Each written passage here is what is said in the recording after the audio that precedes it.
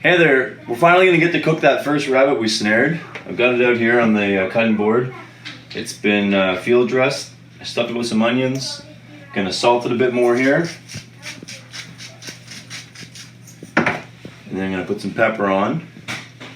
Our shaker's not good here, but let's do the best here, I'll kind of mix that around a bit. We're gonna drop that into the Instant Pot here, which my wife is an absolute magician with, so we're gonna be putting it in here with her support. So gonna grab the whole thing. It's in one piece right now. Where you're burnt, I'm gonna put that all in here. If you've never used an Instant Pot, they're great. I'm gonna put that in for 1 hour, and then I'll be ready to take it out and debone it. All right, an hour's up. It's time to take the rabbit out. It's not coming out, Sean. It won't turn.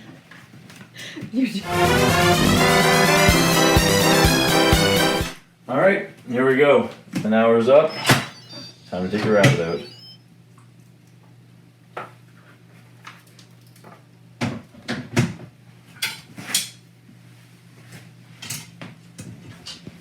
The whole rabbit still got some onion in there. So I'm gonna take this to the table and I'll take my time once it's cooled down and I'll take all the meat off in a moment. All right, so I just finished deboning this rabbit. You can see how much meat I got off of one. There was a little bit in here, but I find there's a bit of a texture I don't like, so I sort of don't keep that. But this is a good amount for me and my wife to enjoy later on. There we go. So after an hour in the Instant Pot, salt, pepper, onion, take it out, debone it. I put on a fresh roll, added some barbecue sauce, some spinach. It's pretty simple, tastes great. Enjoy.